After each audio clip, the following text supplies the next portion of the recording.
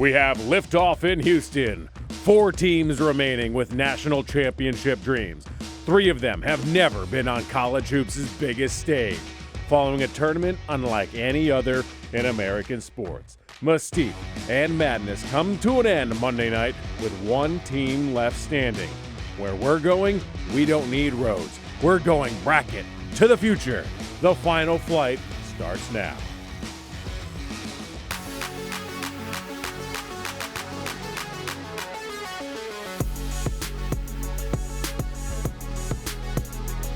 And then there were 4.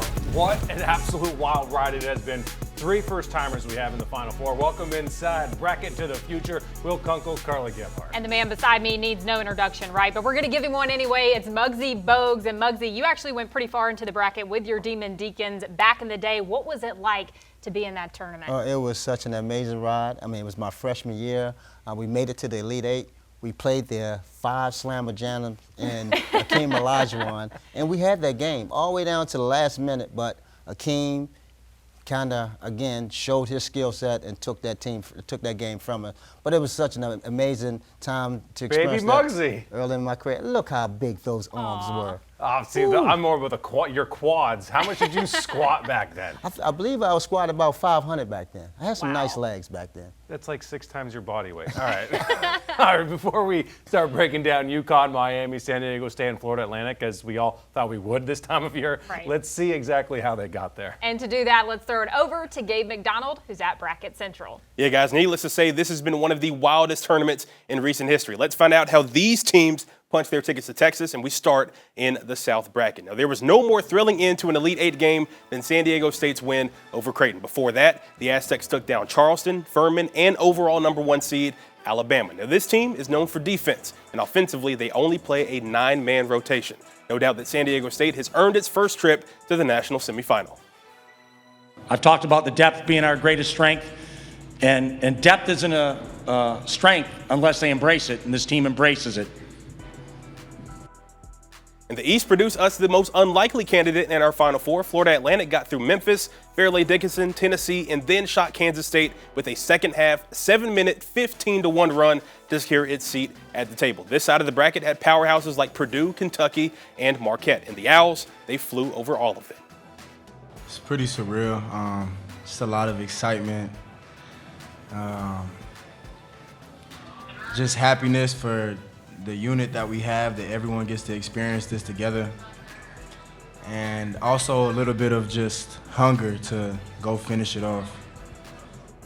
Now, a hurricane came through the Midwest. The Miami Hurricanes, that is. The U got through Drake, Indiana, 1 seed Houston, and came back in a nail-biter against a very stout Texas team to earn the right to cut the nets. In Miami's 61-year history of basketball, they've never even reached the Elite 8 before last season. Now, thanks to head coach Jim Larrañaga and his mental approach, they're dancing for a title. There's no big secret in this. We're very good, but we've got to play very good. And our defense dramatically improved, our rebounding improved, and then once we get stops, we really can score the ball. Now, this is how the West was won, by an Eastern team. UConn has a shot at the national title after the Huskies took down Iona, St. Mary's, Arkansas, and former #1 Gonzaga. UConn was out for revenge after getting bounced the last 2 years in round 1. Now, the only team left with a championship to its name goes for its first since 2014. It was good, and it feels good. Definitely, we put in a lot of work to get here, and we just had first round exit the last 2 years. To start the season, they didn't have us in the top 25, so we got a lot to prove. We still got a chip on our shoulder, and we had a goal, and it was to make it to the Final Four, but more importantly, to win a national championship. So that's what we still pushing towards. So there you have it. Now San Diego State will play FAU, and UConn will give it a go against Miami. No fooling around here. Both games on April 1st. Guys? We've got every team covered from coast to coast thanks to our Next Star Nation. So first, let's talk about those UConn Huskies. Our friend Bob Rumbold is in Connecticut with more on the legends from the Big East. Hey guys, now this has been quite the season for the UConn Huskies and their fans. People knew Dan Hurley had a team capable of getting to the Final Four. In fact, the Huskies started 11-0 and were undefeated outside the Big East, but 13-7 in league play. So when the NCAA tournament began and they were playing teams that didn't know them, they were in business. UConn likes to run, but they also like to go inside. Their leading scorer is the big guy, Adama Sanogo. Tremendous moves and is a great shot blocker. Speaking of shot blockers, the Huskies have 7'2" freshman Donovan Clingan to spell him, and they don't miss a beat. UConn can fill it up. Sophomore guard Jordan Hawkins, a real sharpshooter, and a guy that defenses have to worry about. Plus, they have the Energizer Bunny and Andre Jackson, who can jump out of the gym and make things happen. They have a deep bench, and after a physical Big East season, the NCAA tournament's been a breath of fresh air as the Huskies are winning by an average of 22 points per game. This UConn basketball team is running on all cylinders. Thanks, Bob. And you heard him. Adama Sanogo is UConn's key, averaging 17 points and 7 boards per game. The big man can hit it from all over the court, including from behind the arc. And Jordan Hawkins may be the region's most outstanding player, but UConn's offense goes from Sanogo. And guys, we saw UConn. I was not expecting them to be as dominant as they were in that game against Gonzaga, but it's all credit to these big guys, Muggsy. Yeah, you hit it on the nose. Sanogo is their guy, but I really think the X factor is Hawkins.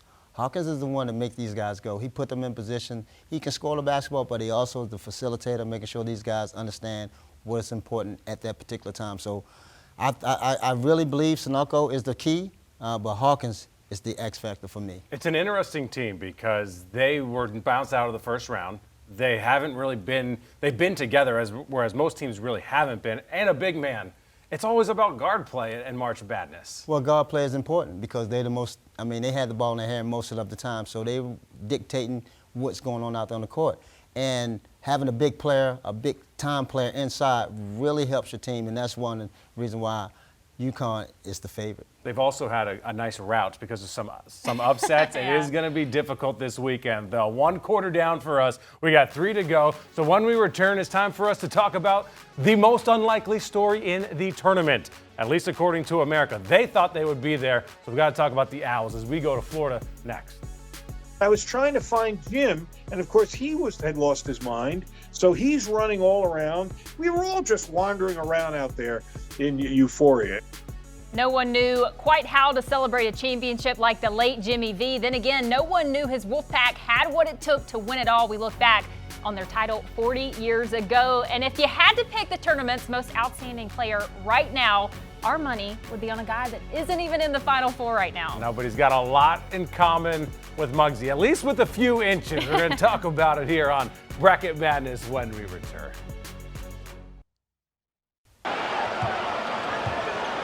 Jerome Tang sets it up, going for the lob! Keontae Johnson! That is how you become a household name. Marquise Knoll, biggest name in the tournament. He's not even in it anymore, but the Wildcat Sweet 16 win against Michigan State. He put up 20 points, 19 assists. The latter was an NCAA tournament record. In that very same game, he sparked that alley-oop that you just saw that sent Sparty home. So Muggsy, he's 5'8". He's a giant.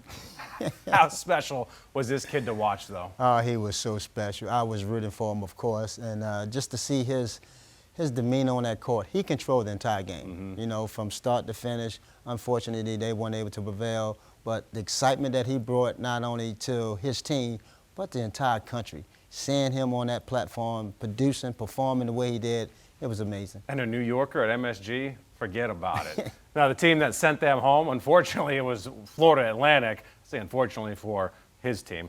They're just the fourth Conference USA team to reach the Final Four, and the first since Charlotte did it back in 1977. Dan Lucas, he has more. Their pre-tournament resume may not have impressed many, but the signs of a deep run were already there. The Owls of Florida Atlantic racked up a 31-3 regular season record, including an 18-2 run in Conference USA. Now, 2 of their wins in the conference tournament were by 24 or more points. And aside from a final shot victory over Memphis in the first round of the NCAA tournament, the Owls have matched their opponent's strengths. Tennessee's point leader, Santiago Vescovi, held to 9 points. Kansas State's Marquise Knoll erupted for 30 points in the Elite Eight against FAU, but their next top 2 scorers combined for just 25 points. Guards Elijah Martin and Johnell Davis have led the team offensively throughout the tournament. In fact, Davis has scored in double digits in all 4 tournament games. But for a team with really no household names, the star might just be the coach. Dusty May, the one-time equipment manager at Indiana, instilled the motto, "We belong," not allowing his team to doubt its own success. Well, when we see a story like this, it is hard not to root for the underdog. But in this year's Final Four, the Owls of FAU do belong. And I think it's time we put some respect on the Owls' name. This team lost only 3 games all year, and they love to rock the rim. 27th in the country when it comes to rebounds, 45th in points per game, exactly 78. Be on the lookout for Janelle Davis, too. This kid, roughly 14 points per game, but he also knows how to get to the charity stripe. Shooting a team best 85% from the line, so important down the stretch in these games. Are you shocked by FAU or what? A little, but not really. I mean, this was March Madness is all about. Cinderella team showing what they're capable of doing. And these players can't wait to play these big-time organizations to show what they're capable of doing. Every game for them is the Super Bowl. Isn't that right, guys? That's right, Will. And from one underdog to another, 40 years later, it remains arguably the most famous play in NCAA tournament history. A shot, a dunk, a championship game. Yeah, it's the play that made North Carolina State a national champion. And as Michael Sett reports, that moment solidified a family around the late, great Jimmy Valvano. And it's a family that has stood the test of time. When the 1983 NC State championship team reunited in Raleigh last February, the gang was back together. But while it was special, it wasn't like it had been ages since they had last talked. We're still close today. We still talk today. We still text every day. They chat about almost everything going on in their lives. But around this time of year, much of the conversation circles back to what they accomplished 40 years ago. We love being the underdog. You know, we were the underdogs all year. No one really talked about us. Sampson. Instead, most everybody then was about their ACC rivals, Virginia and North Carolina. This is Jordan, three-pointer. It's good. But by the time the NCAA championship game rolled around, the Wolfpack, led by the late charismatic head coach Jim Valvano, had outlasted them all. He had great faith in what he did, and when you have great faith in what you do, your players generally have faith in what you do. There remained just one mountain left to climb, but it was a big one. Rejected underneath by Olajuwon. Akeem Olajuwon, Clyde Drexler, and the number 1 seed Phi Slama Jama Houston Cougars. Olajuwon gets the dunk. They were the favorites. Their fans went out of their way to let Valvano know it. The Houston fan base stood up as he was walking out of the arena and started chanting, "You're next, you're next, you're next." He said it sounded like a mob hit. That's the 10th turnover now against Houston. Wittenberg needs one. But the 6th-seeded Wolfpack had the perfect game plan. As Coach V used to put it, we could always put ourselves in a position to win. And that's the philosophy we lived off of. Now, with seconds left in a tie game, a championship was theirs to win. There are times in sports that the unexpected happens. And I worked my whole career to be a part of something like that. If you're a college basketball fan, you know what happens next. You can see the time. Wittenberg. Oh, that's a long ways. In a fraction of a second, I was on my knees. It was just a celebratory, unbelievable moment. I had my fist up in the air like this, and somebody was picking me up, and it was just, It was an unbelievable ending for an unlikely champion. That moment really lent to Coach V as a person, as a guy who was kind of fly by the seat of his pants, take chances, take risks. And this one paid off. It was pure March magic. We cared about each other. It was all about winning, and guys sacrificed for that. We did whatever we had to do to win the game. Theirs is a bond that can never be broken, a bond that can only be formed from pulling off the impossible. Some great stuff there. Well, if experience translates into wins, look no further than the Aztecs. Up next, we'll go to San Diego, where they're not just relying on senior leadership, they're all about that defense. And Miami has got some big NIL deals, and now they've got even bigger expectations. How history might be on their side. You can find out why next. But how about some trivia first while you wait for us? There won't be any number 1 seeds playing this weekend. However, this isn't the first time that's happened. How many times in NCAA tournament history has there been no 1 seeds in the Final Four? That answer in about 2 minutes. All right, Muggsy, did you get our trivia question? How many times in the NCAA tournament have there been no 1 seeds in the Final Four?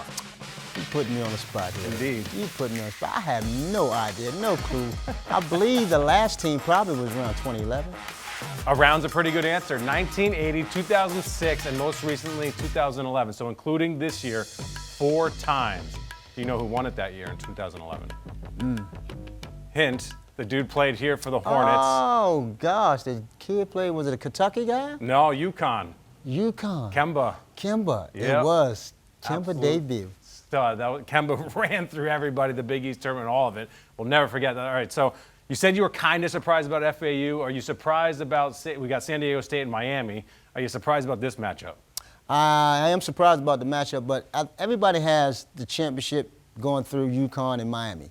But I would not be surprised if San Diego State is not the last team standing. Why them?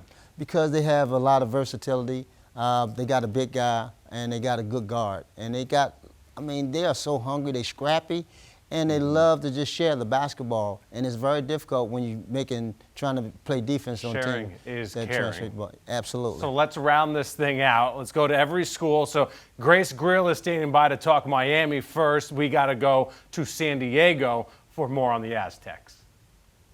The Aztecs have 8 seniors on the roster. That experience helping them beat Charleston by 6 and blowing out Furman by more than 20 points. The team is led by Darian Trammell, the point guard, combining for 33 points and 10 rebounds in Louisville. The Aztecs experience paying off against high-level opponents too, like #1 Alabama in the Sweet 16, knocking off the Crimson Tide with their patented stellar defense, holding star forward Brandon Miller, who averaged 19 points this season, to only 9. Once again, hanging their hat on the classic phrase, defense wins championships, a philosophy brought home by head coach Brian Dutcher. In his 6 years at SDSU, he was 0-3 in the NCAA tournament until this year, rattling off 4 straight wins, heading to Houston to face off against Florida Atlantic for a chance at the national championship. Despite never getting this far, for the Aztecs, it's just another game. Well, you could say that Miami came through this tournament like a hurricane, taking down the 1 and 2 seeds from the Lone Star State to advance to the first Final Four in school history. But while it's a first for Miami, it's not uncharted territory for head coach Jim Larrañaga, who danced a Cinderella George Mason team to the Final Four back in 2006. And now, 17 years later, he's got one of the best backcourts in the country in Nigel Pack, Jordan Miller, and ACC Player of the Year Isaiah Wong. And this Miami team has proven that they aren't afraid of a fight or a little adversity in big games. Down 13 points in the second half to Texas in the Elite Eight, the Hurricanes came back without hitting a single 3-point shot, which means that these guys aren't scared to get their hands a little dirty. But history has a funny way of repeating itself, doesn't it? At least that's what Jim Larrañaga is hoping for. That George Mason team he led to the Final Four back in 06, it came at the hands of a top-seeded UConn Husky team. Well, these guys are actually on opposite sides of the bracket, so the only way they play, Muggsy, is if they actually play in the national title game. So how do we ensure that? What does Miami have to do first for them to win? Well, I believe in Miami. I believe Miami have a total balanced team. I think they have great guard play. They have inside play with Amiri. If they can contain UConn guards, Hawkins especially, and Sanogo, I mean, they have a really fair chance of coming out being the last team standing. And SDSU, how do they get there? Well, they got to rely on their inside play. I think they scrappy, you know, no really true big guy out there. They move the basketball extremely well. If they can continue to put pressure on the opposing defense, they got the opportunity to be the last team the offensive as well. boards really well. I like what they did in the last round. But one last timeout to take. We're going to take a quick 20 here. But when we return, Vegas telling us who's going to win, who's going to cut down the nets. But who do we think? Do we disagree with Vegas? We'll show you the odds. And then Muggsy is going to give you his pick for the Natty next. Well, here's where it's all going down. April 1st, the Final Four takes over NRG Stadium in Houston. UConn has won a national championship in this very building. The question is, can they do it again, or will we have a first-time winner? Well, if you ask Vegas, UConn's going to do it, and they're going to do it easily. The clear favorites at -125, according to DraftKings Sportsbook. And here's where it gets interesting. San Diego State is the next at +380. Miami +475, and the dark horse, of course, those Owls riding the underdog story, 6.5 to 1. So with all of that being said, Muggsy, are you betting against Vegas? Who is your pick to win it all? My pick, I'm going to stick with it. It's Miami. It's Miami. Miami is going to give UConn a challenge. And the way they're going to do that is because they got the players to do it. I mean, with Wong, with Poplar, Miller, those guys are very inside. They can really challenge UConn. And I really believe they're going to be the last team standing. Miami. They're really good at the free throw Final line as answer. well, so They that's really something to be are. watching for. Yeah, Miller went 7 for 7. I mean, that's what you like when guys step on that line and knock them down. What worries me is that UConn has the ability to run away from anybody. So I just want UConn to lose. That way we can see good games all the way through. A good game in the semis and then a good game in the national championship. All right, that's going to do it for us here on Bracket to the Future. For Gabe, Muggsy, Carla, I'm Will. You guys enjoy the games this weekend.